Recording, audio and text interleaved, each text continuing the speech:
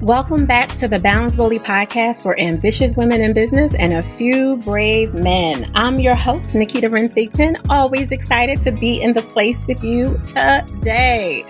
Listen, our next guest has a unique perspective on the modern workplace. Known as the job doctor and go-to career coach for Gen Z and millennials, Tessa White's insights on how to navigate complicated relationships at work while building your career are exploding on social media. Welcome to the BBP, Tessa. How are you today? Oh, feeling great today. We've got a little bit of sunshine here in Utah, finally. So that always lifts my spirits. Oh, yes. It's been many, many moons since I've been to Utah, but I remember phenomenal spas and really good cuddly weather for all the cuddling things. Yeah, absolutely. Which is awesome. So I would love to talk to you as a former Fortune 50 executive who has 25 plus years, although you would never know it looking at your skin, but 25 plus years in the human capital expertise space. What pulled you to this new chapter in your life where you decided to take all of the acumen that you have in those experiences as a leader in those places and gift it to the Gen Z and millennial population as we know it today and really help them thrive in the modern workplace? Well, to be honest, I got burned out bad in the corporate America. I was at the height of my earning potential, but also I was working 60-hour day, 60, 50-hour work weeks every week. And having been a single mom for at least 10 years of my career, I just thought, there's got to be something different. Yeah. And it came on the heels of our daughter committing or attempting to commit suicide. Fortunately, she's still with us. And that really forced me, like many people during the, last 5 years or whatever, to rethink what was important to me and what I wanted. And so I did a very, very specific and deliberate elongated exit out of my company so that I could finish projects. And here I am. Just decided to do something everyone thought I was crazy to do. I mean, where would the world be without crazy people, right? Maybe they were jealous. I don't know. But it was certainly the right decision for me. Yeah, for you and for your legacy. Because thank God for you making such a brave, bold, and quite honestly, courageous decision to let go of something that you could count on. You could depend on those checks every 2 weeks, right? You could depend on that 60 plus hour schedule. Was the devil you knew, for lack of a better phrase, and jumped into being a founder and an entrepreneur. That is a big leap in so many ways, but the biggest gift that you could have given your, dare I say, work life and love balance, right? Well, it did a number on me for a while. I remember, the first few weeks I was home, I thought, oh my gosh, what have I done? And I remember this comment somebody said, when who you is what you do, then when you don't, you ain't. And I'm like, oh my gosh, I had no idea so much of who I was tied up in the title. I've got to do some work on myself. And I realized people didn't invite me to everything. And I didn't have concert tickets and sports tickets because they didn't need what I had to offer as an executive in a business world. And it did a number for a while. But I stayed still. I stayed with it. And look what's unfolded. I mean, this is so much more fulfilling than anything I've done in my whole life. It took me till 55 to figure out what my calling was. But my gosh, how lucky am I to be doing something that makes a difference that I love? Absolutely. I mean, don't get me started on the spirituality of numbers. 55 is double grace, mama. So you are walking into your next season of bliss in a way that you probably can't even imagine, even with the last 2 years being such an explosion for you on so many different levels. I think it's divine timing. There's no other way to say it. Well, there really is something magical about it. When I hit 50, I think it was 50, all of a sudden I was not afraid of anything. Just overnight I woke up and I was not afraid of looking stupid, trying new things. And I've always been so careful, but I was out water skiing and trying these jet packs and doing like fake skydiving. And I just thought, I'm not scared anymore. I'm just going to go for it. And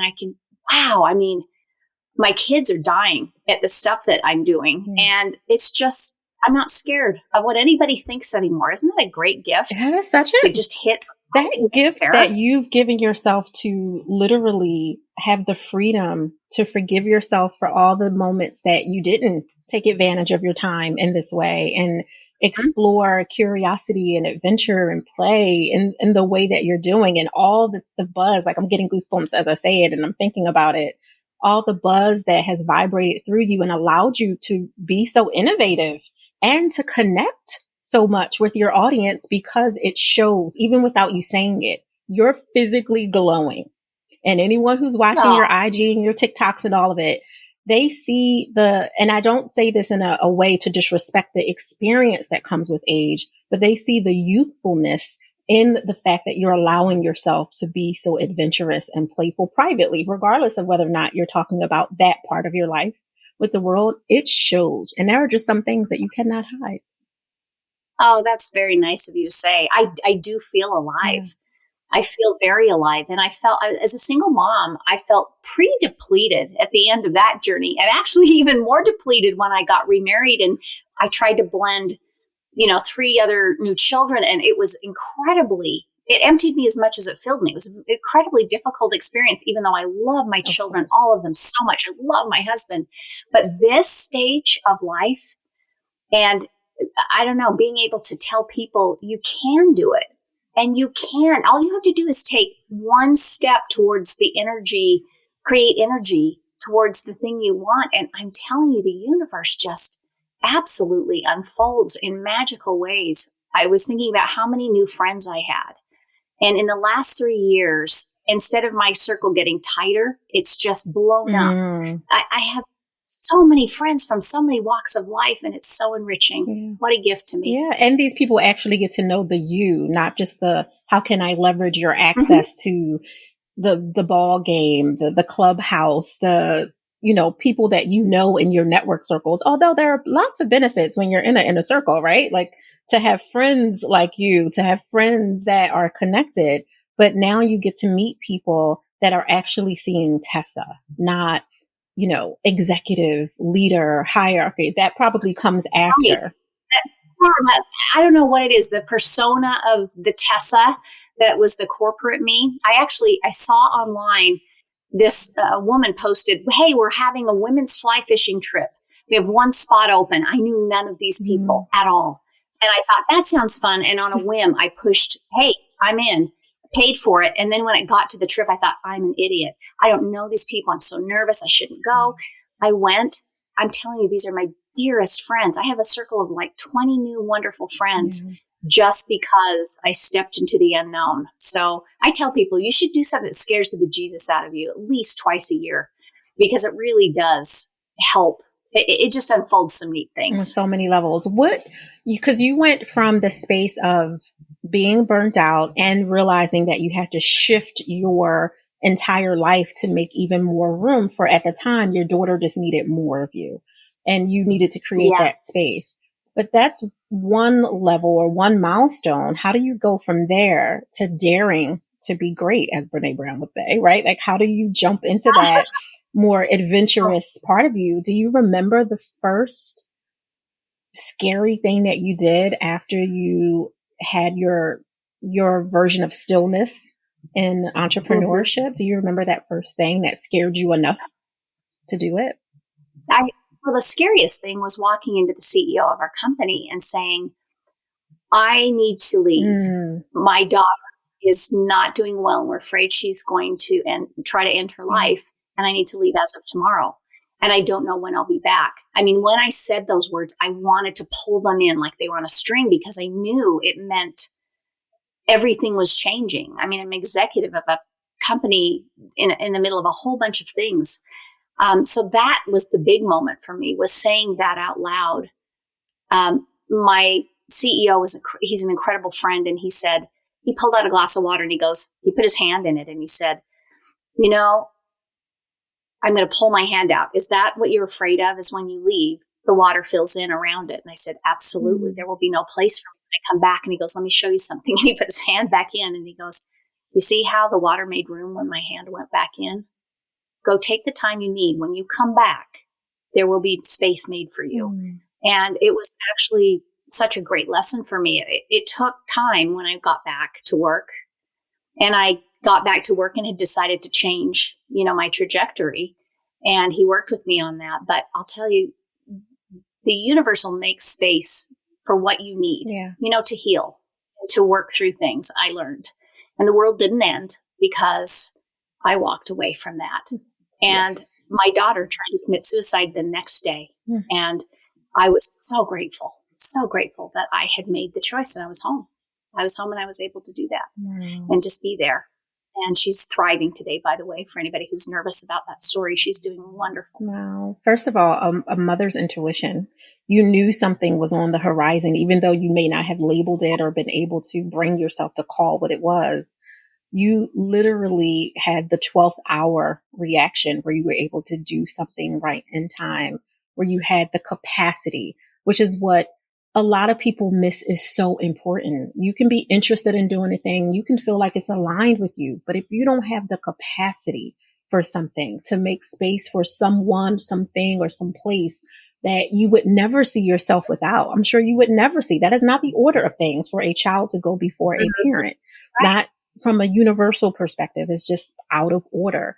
And you made room for who you've always cared about. You've always loved her. You've always nourished her. But there was something in you spiritually that said, I need to make a little bit more room for whatever reason, and I need to do it urgently. And you did it. That is what I would call balancing boldly. Well, interestingly enough, she's my stepdaughter, so I haven't raised her since birth. And my husband's also an executive, and we just talked, and it just felt like it was the right thing for me to do this rather than him at the time. I've learned a lot in the last few years about just listening to my intuition. And I've learned it's really important, if you have that feeling, to say it or to follow through with the phone call. As I work with clients all over the United States in my practice, I was afraid that maybe I was off base, or what I was thinking wasn't the right thing. And I'm learning to lean into it and trust it, because usually that's not something I've tapped into in my career. I've been very structured, very factual, very practical and pragmatic. Let's get it done. And I'm learning to be more intuitive now. Absolutely. It makes a big difference. I will say, Tessa, your story resonates for so many reasons, not just because of my professional hat, but personally. The mother who was the closest to me wasn't my biological mother. She became my mother in love, because she didn't know I was going, whip up her son. But she was a powerful blessing in my life, who absolutely was tapped into her intuition enough to see me going down a road. She met me when I was 13. And she saw me going down the road that wasn't necessarily in alignment with my purpose, and called me on it from her intuition, not because she knew different things about me. She didn't have access. We didn't live in the same house. We lived in completely separate neighborhoods. And that woman, to this day, across every single book and every single interview, when someone says, who was your greatest teacher? Viola Thigpen.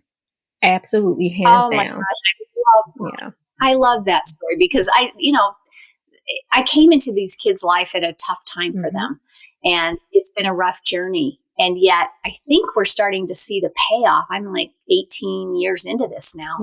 And I'm starting to say, oh my gosh, it was worth sticking through the hard things and the hard times, because I can see now that, the relationship is strong and good. That there's nothing like bonding, regardless of blood. My non-blood family, as I call them, although there are some blood family members who I love and I honor and I cherish, my non-blood family are really who helped to raise me to be the woman that I am today. Because if I would have followed suit with where my blood family, for the majority of them, were going, I would be under somebody's jail cell in a whole different version of Naketa, and not the person that sits before you today. So I thank God for bonding regardless of blood. And I'm sure your stepdaughter, that I'm sure you don't even call stepdaughter outside of, the description of this, even possibly thinks of is what will she do without you, feeling that in your soul, not just in your womb, and knowing that this was a connection you couldn't ignore. Yeah, it was a very salient point in life, a turning point for certain. So powerful. So is the reason that you love playing in the Gen Z millennial space because you're surrounded by all these youthful little people who are not quite little anymore? Or that's just who your heart connects to when you're like, I want to get you guys ready to be our next leaders? Or is it a little bit of both? Well, the company that I worked at for the 5 years before I left to do the job doctor was a millennial company. It was all millennial and Gen Z. It was a door-to-door sales company, Vivint Solar, now called Sunrun. And it was about 4,000 Gen Z and young millennials and about 10 adults in the room.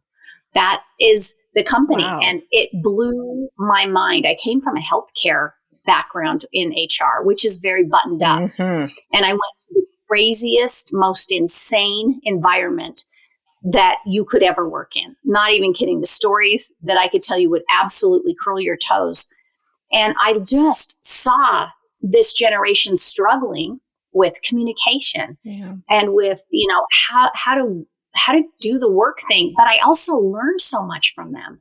And I left a different person than I went into that company. And I just saw companies are missing the boat on what's going on here. This is a really radical change in thought patterns and in the way they see the world. And so it just became my audience, not on purpose and not deliberately. It's just who I worked with and who I understood. Yeah. That connection again.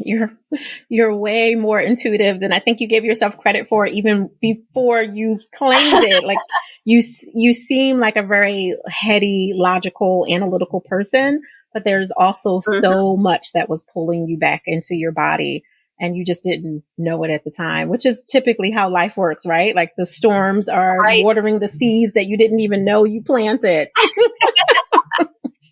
Well, these people, the salespeople especially, they were bros, we call them. They wear the flat bill hats and they door knock and they're unruly and they're crazy. And they get into trouble and there was like attempted murder charges and theft and like breaking of the rules. And at first it drove me absolutely nuts. I thought, what am I doing here? I am telling you now, they are some of my dearest friends to this day. Absolutely grew to love these people so very, very much. So it really was just an interesting kind of fate that I worked in a millennial Gen Z company and then left, and then the pandemic hits and every millennial and Gen Z is on TikTok and we meet, there we are. Right. The audience was ready for the teacher to show up. Yes, the audience was ready. Right. When a lot of what you teach is around conflict and disagreement, building the muscle so they can create trust and build trust. Was that a product of just your 25 plus years experience, or was that mainly coming from a mix of both personal and professional, that last kind of 5-year bubble that propelled you in because the world was at conflict with this unsolicited disruptive gift that I call the pandemic, because it did gift us an opportunity, not taking away from all that was lost and all the burnout that was created in healthcare and amongst teachers and parents of small children and all of it. But for many people, it was a gift of getting to sit with themselves, something that the busyness of activities was no longer allowing them to do, even though it was disruptive and unsolicited. And we wish all those other people didn't have to transition or have long COVID and all the other things that I don't want to take away from.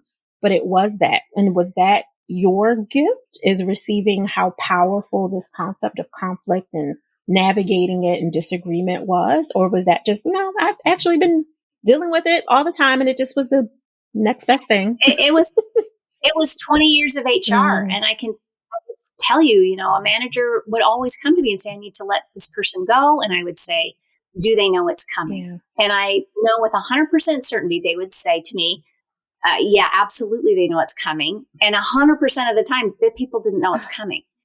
And it's because I just saw we are so bad at telling the truth to each other, just generally as people. Think, do I look fat in these pants? I mean, we're never going to, we're going to be careful the way we say things. But at work, it's like on steroids because of the power dynamic in play. So I saw it at work and I thought, they're just talking past each other. They don't understand what's actually happening because we're all in these halfway conversations. So it really was born out of 20 years of HR experience. But then when the pandemic hit, we all got angry too on top of it. And so it just exacerbated an already difficult problem. And people will leave their job before they'll speak up or say something's wrong. They say my company sucks, or it's toxic, or, they don't appreciate me, or I shouldn't have to write the script for my company. Therefore, I'm going to leave. And I said, this is a problem. We have to learn to talk and be better partners, because work doesn't have to be this miserable, and you have more control than you think. So that's where communication became such a point that I hit on all the time. And it's woven throughout my book because we're just so bad at it. Yeah. And it has such devastating consequences at work if we don't know how to do it. So true. Your mic drop moment. You are definitely speaking truth. And if you can really get better, not just at the communication, but specifically navigating those conflict conversations and not being afraid to, with kindness, which is compassion and action, yes, but be able to be honest and not stuck in your ego, which I think is what most people are afraid of. I'm afraid that my ego is just going to tell you like it is and not care about your feelings. And that's not effective communication if you're coming from your ego that way. So you're helping people feel their growth. Yeah. Yeah, people make the mistake of going too far, swinging too far one direction or the other. I mean, we live in a really polarizing world anyway, so we tend to go, far one way or far the other. And we either go too strong and just go way too hard at the conversation, have the right conversation the wrong way, or we go silent and say nothing. And can you imagine in a relationship if you just said, well, if I have to write the script for you and tell you that I'm upset, I'm leaving. If you can't figure it out. And yet that's what we do at work. We say, company doesn't treat me right, I'm out of here. And they're like, what just happened? I thought we were fine.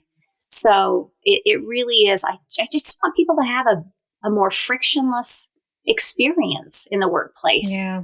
And I think it's possible. That latter part that you described, the example in relationships. Oh, could I talk about that for hours as a balance and relationship advisor for couples, right? But there's the other side of it, which we won't dive super deep into because I know you hit on it all over your platforms, is the quiet quitting and what that looks like and why that's happening, the great resignation, right? Like all of that is tied to exactly what you're saying. People are not being recognized in the way that they need to, and the communication, which is why the recognition isn't as palpable as it should be, is the main number one thing that needs to be enhanced, to say it the least way possible. Yeah. I mean, burnout at its root is simply feeling a lack of control. Yes. And so I really try and teach people, how do you take some of the control back that you don't think you have, because you have more than you think. Yeah.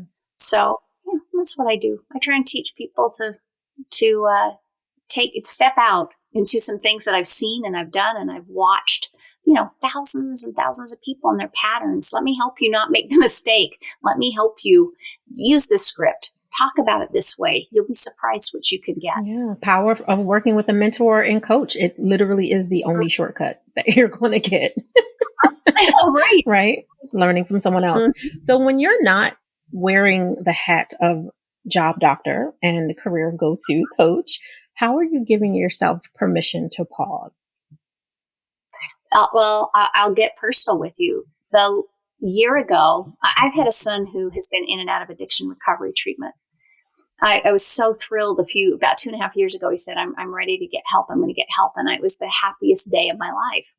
And it's also brought on some of the saddest days of my life because his up and down journey has been, so hard to watch. And I spent last summer sitting in a lawn chair, looking up at little baby owls growing up in my tree because it's all I could do. It's all I could handle. I was so depleted and so sad.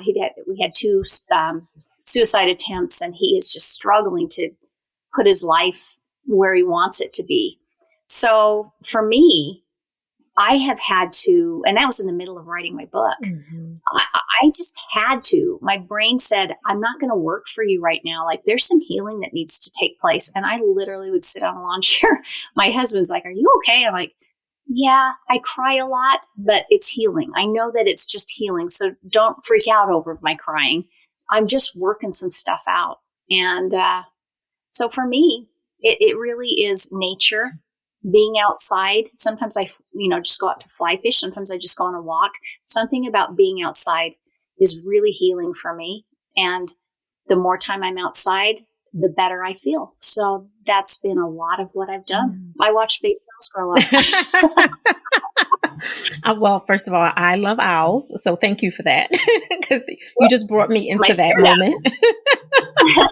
But also, nature's therapy is nature. And you were able to get everything that you needed and more by giving yourself what I call that intentionally selfish time to literally create your joy your way. And you needed to cut all the noise out, whether it was 20 minutes at a time, an hour, whatever the owl's wisdom could pour into you and the trees and the breeze. It was exactly what the doctor ordered. The job doctor ordered it. Yes. I think, I was a single mom for 10 plus years, and I went through some really difficult times in my marriage and then after. And I think I never dealt with that stuff. And it was just like, oh, here we are, 15 years later, here we are. Work it out, sister. Mm-hmm. You don't work it out, it's going to just live in you and eat you up. So, hard time, but healing time at the same time. Oh, don't get me started, Tessa. You're talking about women's Olympic platinum medal of compartmentalizing until you have nowhere else to stuff it. I hate it. I hate that I'm so good at it. I hate it. No. Turn off those emotions if I need to, just to kind of get it through. That's what I did when I was a single mom. Just like, I can't think about this, how hard this is and what's going on. I'm just going to move forward. Same with when my husband passed away. I'm just like, I'm just gonna, we're just doing this. And compartmentalizing. I really am trying to get in touch with my softer side nowadays, and connect my brain and my heart a little better. Yeah, I love it. And I especially love that during our conversation, I could see it in your eyes that you were able to see some of those connections that you never really gave yourself grace to see in the process. Like, you know what? I am an incredible connector, right? And being able to see it because they're used to achieving, moving on, firefighting, moving on, next fire, moving on. You represent so many women, right? I think so. Yeah. I think that's what we do. And unfortunately, it comes at a cost. And my goal is to see if I can get as much healing done as possible before I, leave this earth, so that I don't have to do any work on the other side. I know that's right. I just let me rest when it's time to rest. I know that's right. Let me work it out now. Yeah. Oh, Tessa, you've been such a gift. Your story, your vulnerability, your openness to let us peek behind the curtain that we couldn't Google, because when you Google, there's plenty. But going behind the curtain to really get to know who you are and why you decided to create your work life and love balance in the way that you did. And as you're continuing to create it, to make sure that you can truly live your life fully. I appreciate you. And I want you to share with everyone, how can they connect with you next and get your new book? Well, they can always find me and Job Dr. Tessa on all the social platforms. And in fact, on Instagram, they can send me a personal message and I'll return a voice memo to people there because it's so fast and easy to do. And they can find my podcast, The Job Doctor is In, which is really fascinating because it's talking with real people about real problems. They can find that on Apple and Spotify. My book is a labor of love. It's the book I wish I would have had when I was a young professional. And it's called The Unspoken Truths for Career Success. And they can find that anywhere books are sold. I think they'll actually really like the book. I'm excited it's out, and I know that it's a great help to a lot of people. Oh, that is so awesome. Thank you so much, Tessa, for carving out extra time for us today and really leaving a space to pour out into other humans that wouldn't know what else to do without those nuggets of value that only you could bring to them today. Thank you. Thank you so much. Welcome. Balance Boldly listeners, as always, I am so grateful that you stayed with us to the end. If you found yourself on your Peloton, your treadmill, or out doing an M&M, those movement meetings while you were listening and like, oh, I need to jot that down. Don't worry. Everything is at the bottom of the show notes. You can go back and click to get Tessa's book, to go to her website and get access to whatever you need, not only for yourself, but I always ask 2 favors at the end of every single show. Think of at least one other person outside of yourself that you could gift this episode to and just push share. No explanation, a little heard this interview, it was great, thought of you, and share it. You don't need to get into the details and put your perspective on it because that might shape whether or not someone feels ready to open it. So share this episode with one other person in your ecosystem. And second, I want you to enjoy the balance of your day. But remember, do it boldly.